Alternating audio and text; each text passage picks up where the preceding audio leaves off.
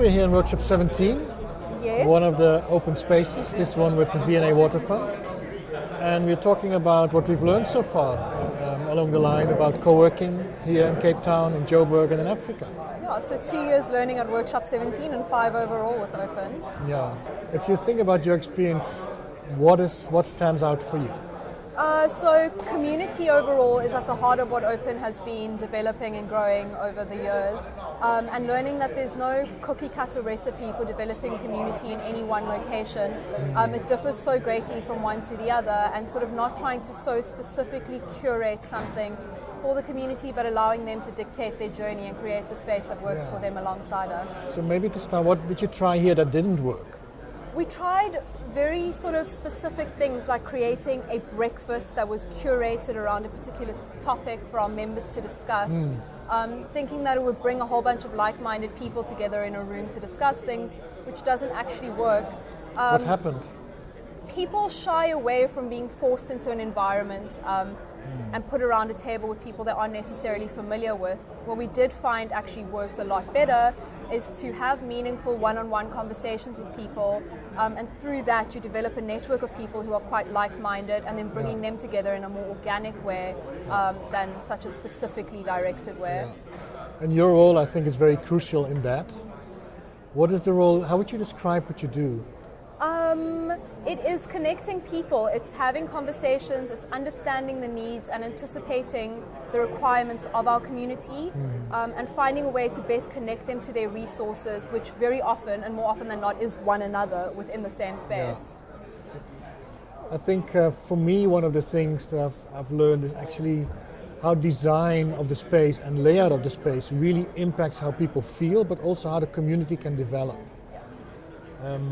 And it's quite a challenge if we can see the space here. It's almost completely open, and still people need to feel comfortable. They need to feel it's their space, not ours, but it's their space. So we need to actually be in the background, and it must almost be organic. And I think what we try to do, and what we're learning, is that it's important to have a continuum of spaces, not only hot desking, not only a large space, and not only member space. So we have public coming in where we're sitting here, anyone can come in. Then there's a member space, which is dedicated to our members that have a subscription. Then there's team space, where you can sit, you have your own space in a shared space. And we have our dedicated offices, which I think is important.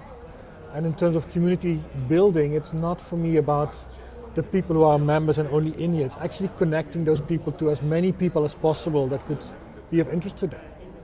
And that's why we're doing eventing and having partners come in. So network partners, who bring back entrepreneurs, who organize events, meetups, talk-ups. We don't do it, but our partners do it. And that's been, I think, a big part of what we've learned, that is important. Yeah, those have grown substantially over the years as well. We started off with 4 partnership public events that were happening in the space, and we're now sitting at 14 that happen on a regular basis, which attract not only our community to attend external events, but bring a whole new resource and a whole new energy from outside the ecosystem into our space. Yeah, and I think it's for us to create that space where everyone's welcome, whether you are rich, poor, inexperienced, experienced, big business, small business. That actually all those things fall away to create this ecosystem, if you want to call it, where people feel free to be themselves, to meet where they want to, or to concentrate and just do their work where they want to. I think that's sometimes forgotten in co-working spaces. People are here to get, part of the word, shit done with some of them. I want to come here and get shit done. That's what members say. Don't bother me with all these things. I think what Open does and has done really well is cater all the way from the freelancer or from the very fresh startup who's just got an idea and wants to meet it, all the way to the CEO and head of an organization, where they can all coexist in the same space. It caters to all their needs and makes sort of accidental meetings with one another that allows them both to achieve their goals and get their shit done, just alongside one another and in a more collaborative way. And we are now in the waterfront, which is a very high traffic area. There's about 20 million people coming past every year. You've been to Maboneng, which is downtown Joburg, very grungy area, very different. How do you see the difference between this, and what do the different spaces need? So the one's got a very raw, authentic energy around it in Maboneng, where you feel very energized by the external community, the busyness of the streets, and all these exciting possibilities that are bubbling within a redeveloping area such as Maboneng, whereas Workshop 17 appears to someone at first glance as very polished and complete, but there's still this energy bubbling within our co-work space of the startups and the collaboration that's happening with each. So there's a similarity across both of this freshness and newness and constant growth within the spaces, but where they differ greatly is sort of how the space gets utilized. Maboneng feels like a lot of people coming in to get things done.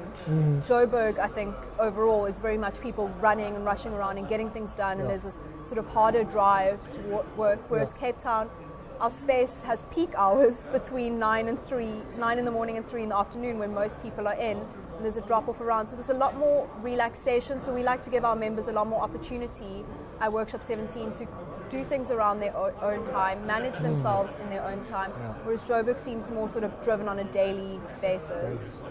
I think in that sense, co-working is just very mundane, down to earth. It's from cleaning the toilets to getting the internet done, having comfortable chairs, good lighting conditions, good acoustics, and there's a lot of thinking that we've put into that, which is really, really worthwhile. And actually, members don't even have to notice it, as far as I'm concerned. They shouldn't notice it. They just should feel comfortable. And the second element, I think, is all the practicals, like signing on members, getting the printing done. And you've been through our learnings from the very beginning, and you've done it by hand.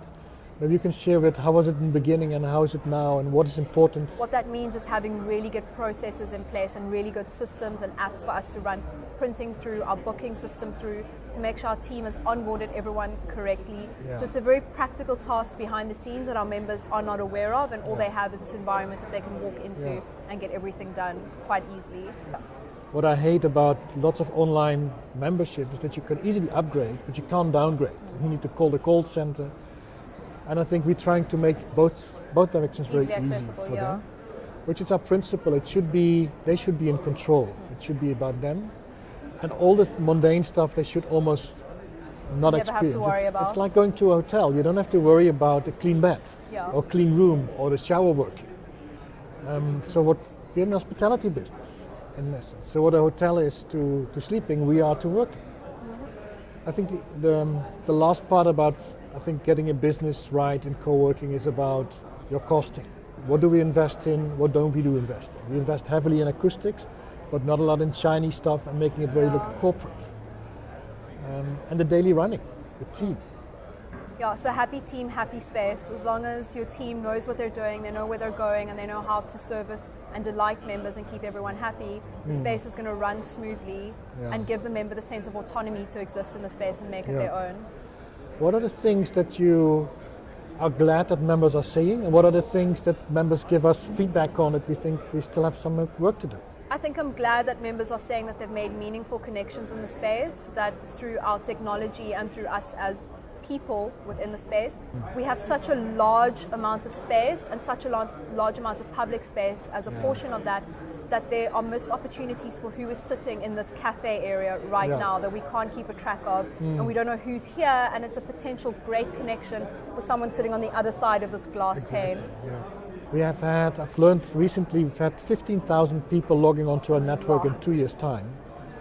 And there will be some amazing people, high profile, startups, anything. And you must be careful with privacy, but there must be some way to help connecting people to each other. Correct. And maybe that's the next part of our journey. Phase 2. Okay. Thank you very much. Thanks, Paul.